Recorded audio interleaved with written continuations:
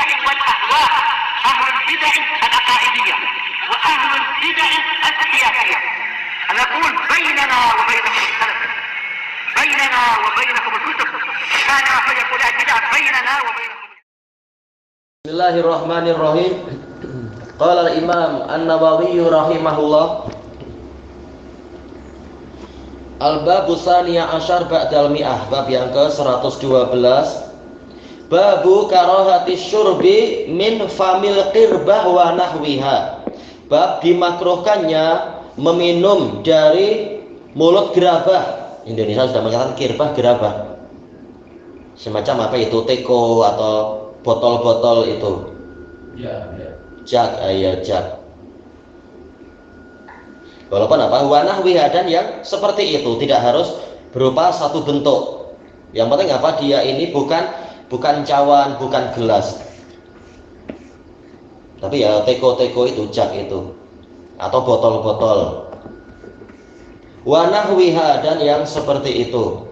Wa bayanu annahu karahatu tanzih la tahrim, dan penjelasan bahwasanya kemakruhannya tadi adalah makruh tanzih, yaitu membersihkan diri dari kekurangan atau perkara yang tidak Allah sukai, tidak sampai berupa pengharaman. Nah, ini untuk menggabungkan dalil-dalil yang ada, karena nanti ada dalil yang menunjukkan Nabi juga minum langsung dari mulut gerabah, mulut teko dan sebagainya, menunjukkan ini tidak sampai haram tapi makruh. Tayyib. Qal al-hadisul khamis ba'da samani mi'ah, 805. An Abi Sa'idin al-Khudri radhiyallahu an qal naha Rasulullah sallallahu alaihi wasallam an ikhtinasil asqiyah. Rasulullah sallallahu alaihi wasallam melarang dari melakukan ikhtinasu al-asqiyah, siqa, yaitu teko atau gerabah-gerabah tadi. Yakni antuk sara afwahuha, yaitu apa, mulutnya itu dipecahkan. Bukan berarti kita sengaja memecahkan, tapi mungkin apa, mulutnya sudah pecah atau retak atau apa. Wa yushraba minha, kemudian meminum dari situ. Ini baru pembahasan yang pertama, belum masalah mulut tekonya. Mulut teko nanti, hadis yang kedua. Kita baru membahas masalah yang ini dulu.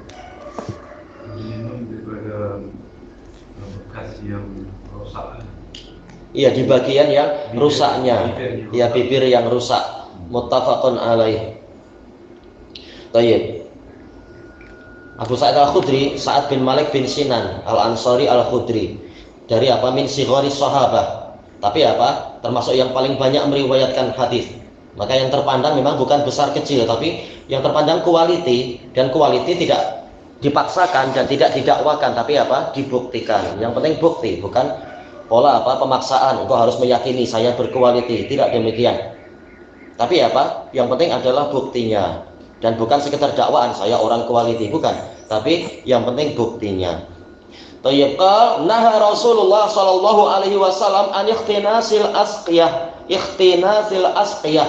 Rasulullah sallallahu alaihi wasallam melarang dari melakukan ikhtinas. Kemudian ditafsirkan di sini, yaitu apa?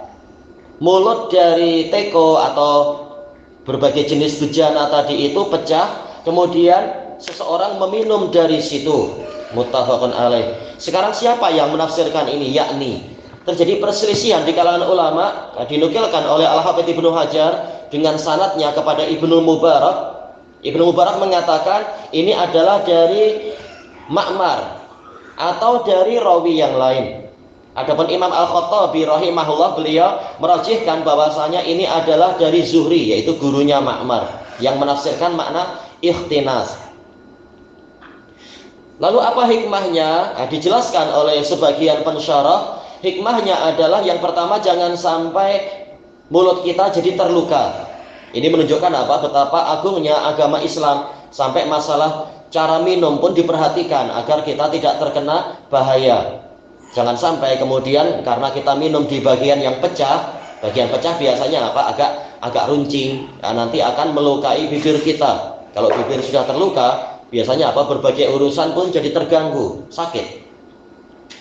Nah, maka demi keselamatan diri sendiri jangan minum di bagian itu, tapi bagian yang agak lain.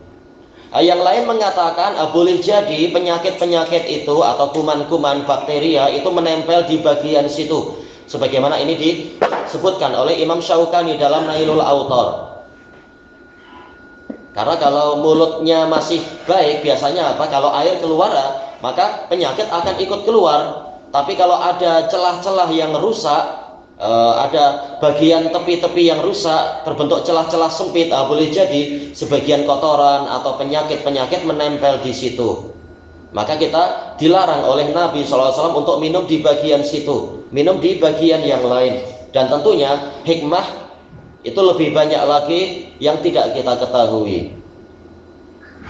Karena kalau sekedar pakai akal, sebagaimana penyakit ada di bagian situ, penyakit mungkin saja menempel di mulut teko di bagian yang lain, tapi pasti hikmah ilahiyah itu lebih mendalam daripada sebatas yang kita ketahui. Tapi boleh jadi yaitu penyakit sering mudah keluar dengan di bagian yang licin, tapi untuk di bagian yang ada retakan itu lama-lama akan terkumpul di situ kotoran atau penyakit dan sebagainya, terutama kalau minumannya adalah minuman yang agak, misalkan istilahnya agak pekat. Nanti ada beberapa perkara yang menempel di situ karena tidak keluar dengan lancar. Kalau menempel lama-lama, akhirnya memang banyak penyakit yang tertahan di situ.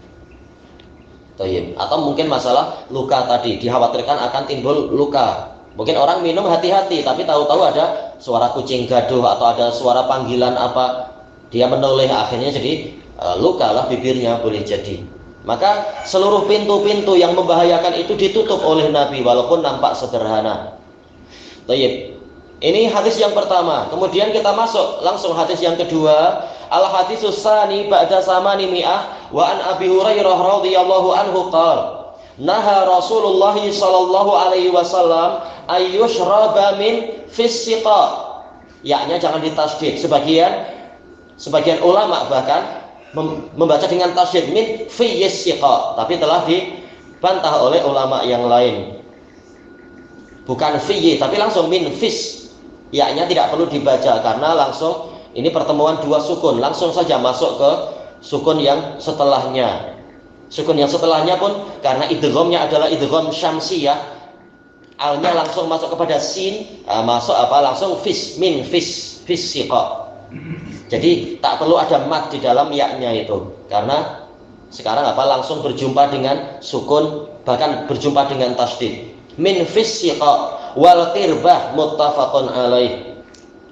Rasulullah SAW melarang seseorang itu minum dari mulut siqa wal qirbah, sama yaitu semacam teko, ceret atau tadi istilahnya yang lain? Jab, jab. Demikian pula masuk di dalamnya adalah tumbler, langsung dari mulutnya. Ini sebenarnya makruh, tapi tidak sampai haram. Lihat kita keperluannya mau cepat. Kalau tidak cepat, maka sebaiknya langsung dituangkan ke dalam cawan-cawan atau yang lainnya. Muttafaqun alaih. Apa hikmahnya?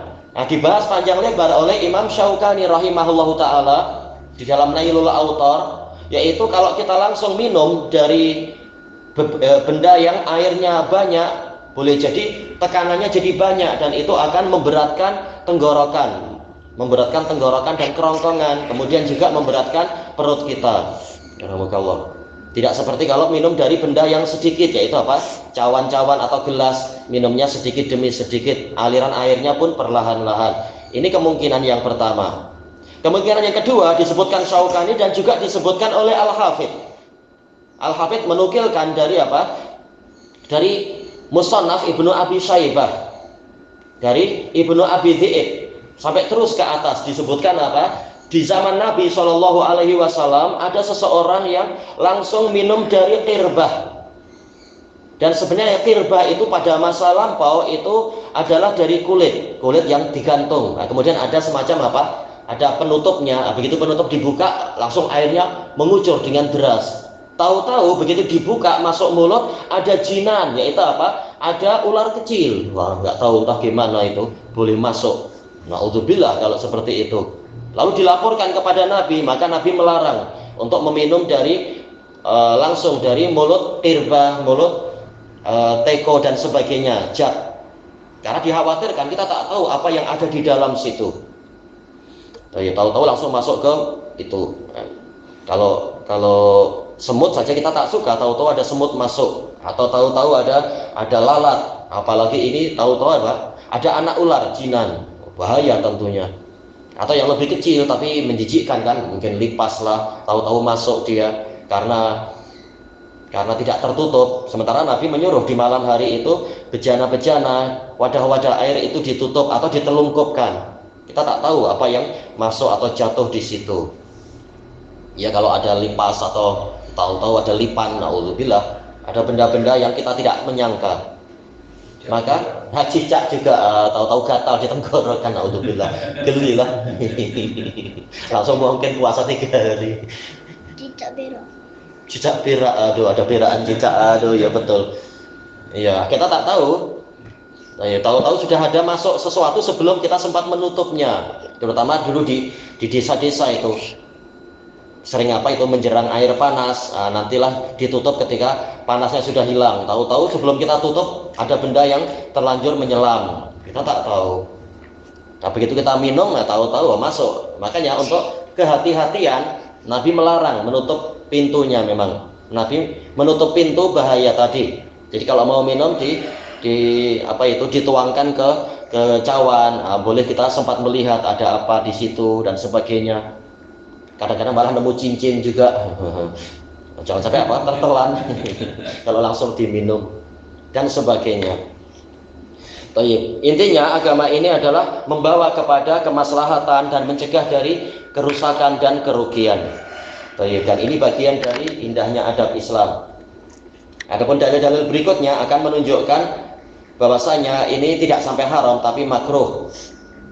Terutama kalau kita sudah memperhatikan baik-baik, terutama kalau jaknya atau kirbahnya itu mungkin tembus pandang atau sempat kita periksa, kalau tidak ada apa-apa, selamat. Sementara cari cawan mungkin agak susah, jauh, sudah boleh kita minum langsung. Bilahuna wallahu a'lam.